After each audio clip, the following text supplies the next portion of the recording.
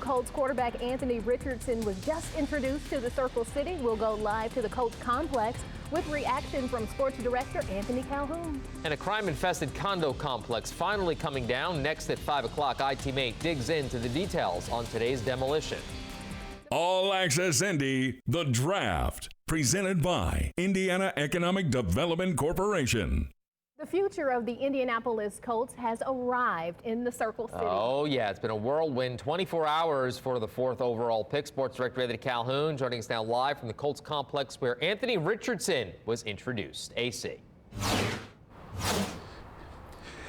Hi, guys. Good evening to you. All right, thank you, AC. And we asked you before yesterday's draft who you think the Colts should pick on our online poll. And in first place with 287 votes, the fans wanted the Colts to draft C.J. Stroud of Ohio State. He was picked 2 spots before our draftee by our own in-conference rival, the Houston Texans. But in second place with 266 votes is the Colts' new QB, Anthony Richardson of Florida. And in third place with 210 votes is Will Levis of Kentucky. Well, judging by that poll, the fans got what they wanted, right? Because you couldn't get Stroud because he wasn't available. And then You get to Anthony second pick. Richardson, there he goes. And I love the fact that he's bringing his mom, right? I mean, That's always good to keep in have mind, this is still a food kid. in a new place. Right. Mom's gonna cook. I'm He's down with 21 years, he's a baby, you know? Gotta have mom there, right? That's good stuff. Awesome. As we take a live look here at Lucas Oil Stadium on this Friday night. David James, not too great out there. I was going to have kind of a pessimistic forecast for this weekend, but I can't. There's such a groundswell of optimism right now.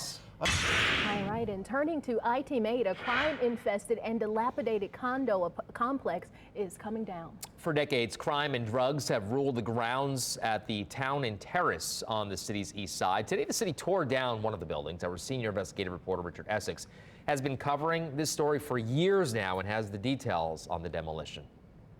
Takes that excavator about 30 minutes to tear down one of those units.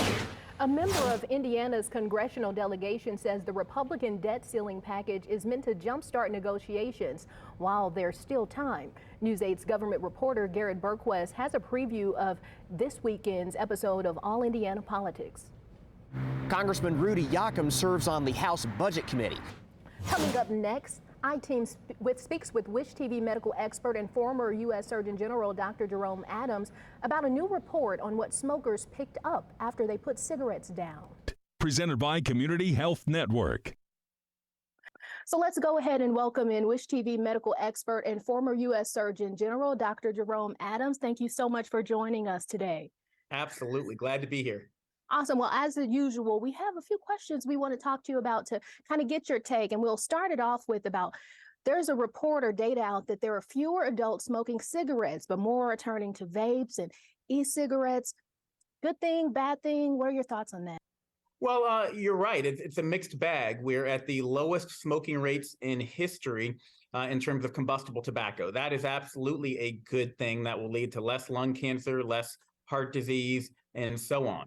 However, what we're seeing is that vaping is rising, particularly in young people who would not have otherwise used cigarettes. And so you've got a new generation of people being addicted to nicotine, and that can cause heart problems. It can also cause mental health issues because young people are withdrawing from this high dose nicotine, and they're having anxiety, they're having depression. So we need to celebrate the decreases in smoking while at the same time be very cognizant of the fact that a new generation of young people are becoming big tobacco's next customers. I was down at Indiana University recently, and they told me over 50% of the students on campus are vaping. That's very concerning to me.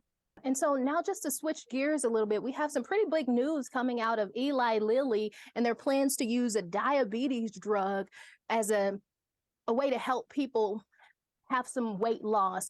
What do you think is going to be the potential health impacts of making something like that available? Well, there's this whole new class of drugs that have been designed and developed for diabetes, for type 2 diabetes. And what they found is that people who were on this class of drugs actually lost weight. Eli Lilly's version of this product showed amazing results, 34% weight loss, or 34-pound weight loss, up to 16% of body weight loss.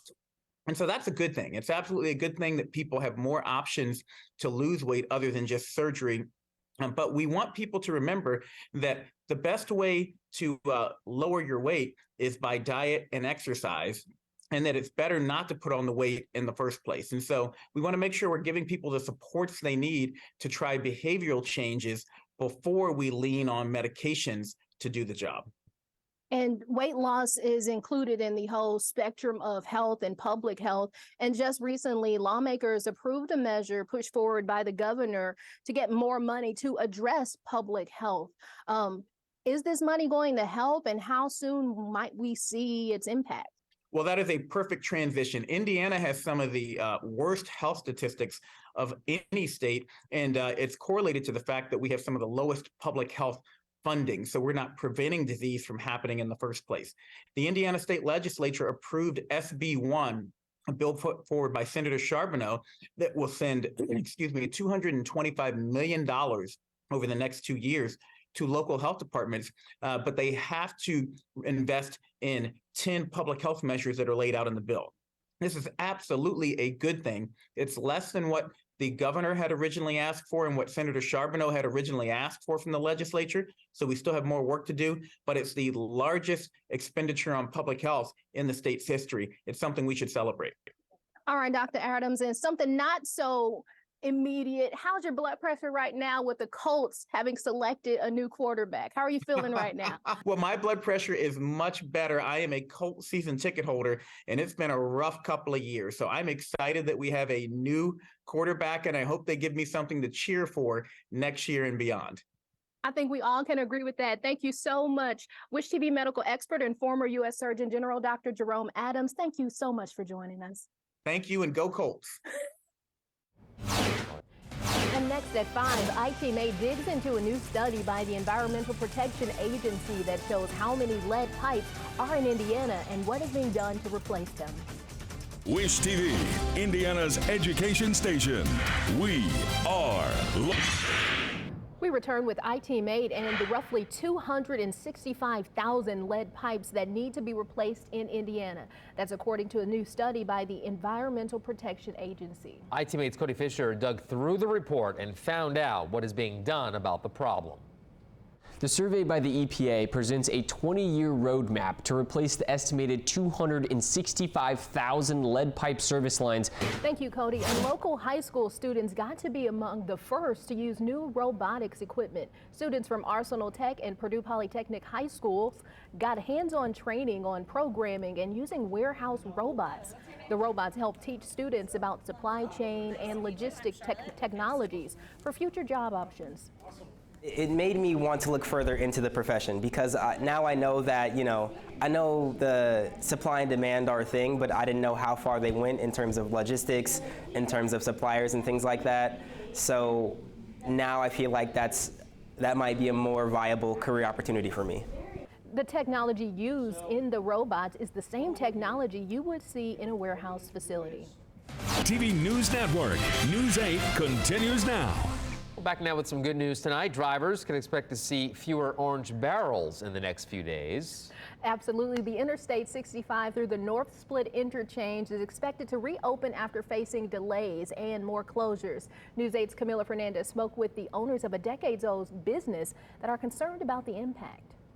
INDOT officials say all I-65 northbound and southbound. We are taking a turn now to Storm Track 8 and weather. We're finally clearing up after some early morning showers. Kind of fall-like out there, David. Yeah, it looks and feels like fall. The rain moved out, but we left with a thick overcast. Access Indy, The Draft, presented by Indiana Economic Development Corporation. Well, it was a big afternoon here in Indianapolis as the Colts officially introduced their new quarterback, Anthony Richardson. Absolutely. Indy picked him 4th overall in last night's draft. Sports director Anthony Calhoun joins us now from the Colts complex. AC, a lot of buzz surrounding Richardson. How do you think he's going to handle his first, how did he handle his first press conference? Well, we brought it to you here on Wish TV. All right, AC, so in addition to him sharing a first name with you, everyone says there's this massive upside for Richardson in the NFL. What should Colts fans expect to see this year and in the years to come? Yeah, First things first, you got to love that first name, right? Network. It is the hospital room of the future, and it's giving patients something they've never had before. News 8's Lena Pringle looks at the future of healthcare and the impact of smart rooms in hospitals. More than 36 million people are admitted into hospitals. You turned into Mr. Sanchez. That's right. That's right. It was fun. Awesome. So you got a chance to do that. We're getting a chance to take a look outside. Weather not the best today, but it looks like we're going to be doing okay in the next few days. Hopefully, right, David James? Right, definitely at least good for the Indians game. We saw a little bit of Victory Field there. It's dry right now and should stay dry through the evening hours. On today's Kidding with Kayla, we're talking about how to be the favorite parent on the team. Are you the favorite parent? No, I'm not. No. Well, no. Kayla has one idea. We can take a look. Hi, Kayla Sullivan here, literally reporting live in the field where I quickly became the favorite soccer mom. I can confirm it's all because I bought Haribo gummy bears for every parent on the sidelines. Sources say moms and dads deserve a treat for spending every Saturday morning here. Studies show they're less likely to get angry about bad calls if they have a bag of these on their lap. I also share some with my son after the game. History shows it lessens the blow of him accidentally scoring for the other team. Our thoughts and prayers are for him to finally figure out which goal he's supposed to aim for in the coming weeks. Back to you. Good idea. For more Kidding with Kayla, click the Kidding with Kayla tab on wishtv.com or follow Kayla Sullivan on Facebook. David. It's not going to be a total washout. I know I've got rain symbols on both Saturday and Sunday, but there'll be some dry weather, especially tomorrow morning. Looks pretty good. We'll talk about the rest of the weekend in just a bit. It's been a magnet for crime for years. IT-Mate is there as the city takes action to clean up the apartment complex. Well, the Colts have a new quarterback, his message that he delivered today to Colts fans, and his drive to be the best.